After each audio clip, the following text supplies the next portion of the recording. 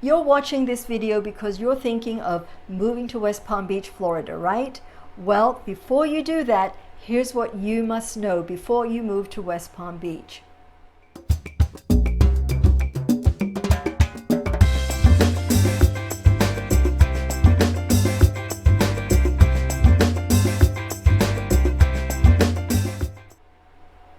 Hello everyone, so happy to be here with you. This is Meral Ibrahim, broker associate with Coldwell Banker Realty in the beautiful Palm Beaches, Florida. Come join me to discover everything about communities, lifestyles, and some real estate. If you've been here before, thank you and welcome back. If you love the Palm Beaches like I do, click on that subscribe button and hit that bell. And this way you'll be notified every time I make a video. You can easily Google things that you need to know before you move to West Palm Beach, Florida. And while you can find good information out there, these are things that you really must know. 1, the traffic. It can get pretty bad. There seems to be a never-ending cycle of road construction on top of the sheer volume of traffic. So if you need to take I-95, the busiest north-south artery, for your daily commute to work, you'll need to give yourself extra time except for weekends. So rush hour is terrible. And if you're driving in wet weather, well, forget it. Wet weather and some South Florida drivers don't go together. So please be prepared. Now, if you want to avoid taking I-95 during the peak rush hour, as I do, there are alternatives such as the Florida Turnpike and 441. And once you get to know West Palm Beach more intimately, some of the secondary roads could serve you well. And while we're on the subject of traffic, the public transportation system is, well, not adequate at this time. West Palm Beach has a tri-rail passenger system with stations in the heart of West Palm Beach that provides service to Miami International Airport. But there is a new 60,000 square foot train station called Brightline that provides access to museums, golf courses, wildlife sanctuaries, beaches, and entertainment. It's just steps away from the Government Center, Clematis Street, City Place, Centennial Park, Waterfront, and more. It currently provides service from Miami to West Palm Beach and Orlando in the future. Number 2, the food scene. The diverse culture of West Palm Beach makes it an absolute haven for cuisine options. If you are a foodie, you will enjoy the buzz and vibrancy of the city of West Palm Beach, coupled with both the contemporary and traditional dishes, award-winning restaurants, menus created along the farm-to-table themes, and small batch distillers and craft brewers. And as if your dining experience couldn't get any better, marry that with oceanfront and intracoastal front venues and some live music, and you have a very elegant experience or a totally laid-back dining experience. Keep in mind that in the season, those are the winter months from November to March and April, and around special holidays, some restaurants will operate by reservation only, so be sure to inquire well ahead of time. 3, the weather. The weather in Florida is characterized by a subtropical climate. The summer in the city is typically very wet around June through November, with average highs between 86 and 90 degrees.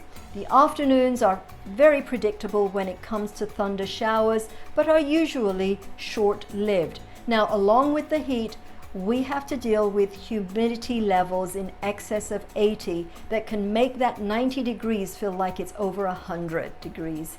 The winters, on the other hand, are much drier, with temperatures ranging from 70 to 82 degrees, with a slight drop in temperature overnight to about 45 to 50 degrees. But at the end of the day, I would rather have this than this. I had this for 25 years living in London, so I know a thing or two about digging your car out of the snow. Now I know what you might be thinking, but you have hurricanes. Yes, we do. And I have talked about hurricanes in this video. So let me put this into some perspective again. Most of the activity when it comes to hurricanes is between June 1st and November 30th. Our local municipalities do a phenomenal job of preparing us for what's coming and what we need to be doing. This communication continues right down to the wire, so no one is left behind. There have been some major ones in South Florida in the past few decades, but not that frequently. My feeling about having hurricanes as the national disaster of my area versus earthquakes and wildfires, as they are in California, for instance, is that we have plenty of advance notice so we can put our plan of action together, and Californians don't. Depending on where you live in relation to the coast, you may or may not need to evacuate. I've lived here in the Palm Beaches for 40 years and I've never had to evacuate because of where I live. 4. Taxes. The state of Florida does not have a state income tax, and this benefit is one of the reasons why so many retirees and families relocate to the area. Palm Beach County residents pay a total of 7% sales tax on retail purchases, a much lower rate than what New York and California residents pay in their states. Another type of tax savings that Florida has to offer to its residents is on homesteaded property. The Florida homestead exemption is an exemption that can reduce the taxable value of your home. To be eligible, you do have to meet certain criteria, and your CPA can assist you with that. There may also be additional tax savings available to you if you move to another property in Florida called Save Our Homes Law. This is also referred to as portability. It limits the annual increase in the assessed value of homesteaded properties to 3%. Again, do your research and talk to your CPA. I have provided a link below to the Palm Beach County Property Appraiser's website where you can start your research. 5. West Palm Beach is an international hub.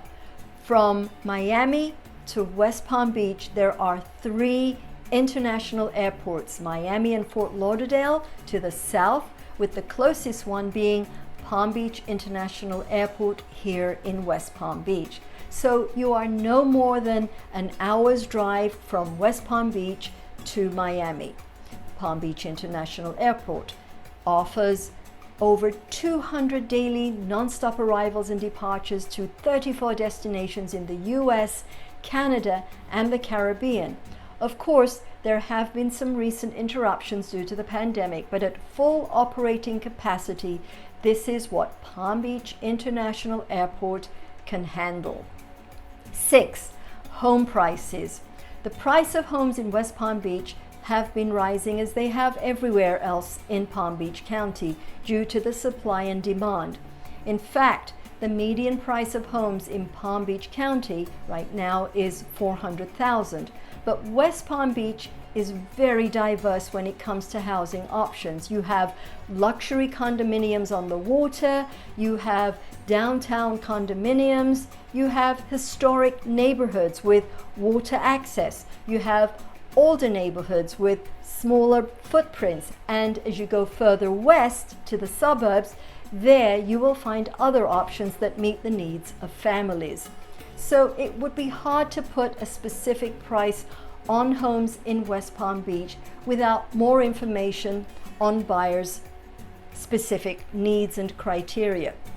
But if you are thinking about living in West Palm Beach and would like more information on this, leave a comment below or call or text me, and I'll be happy to give you more information on specific communities and neighborhoods.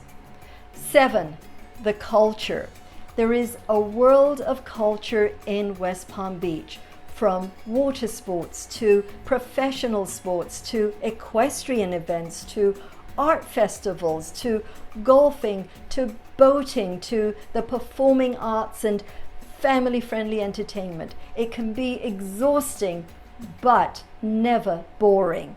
8. Allergies and bugs. What? Wherever you may end up in the Palm Beaches, this region is the perfect storm of conditions for allergies.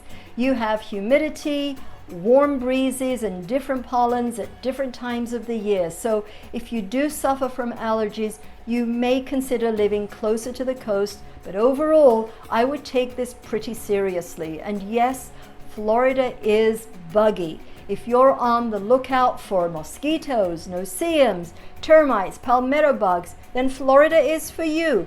And by the way, there are many more varieties of these bugs. But in all seriousness, many bugs do thrive in hot, humid, subtropical climates like we have in Florida. So best advice is hire a pest control company to treat your home so these pesky bugs are not attracted to your home.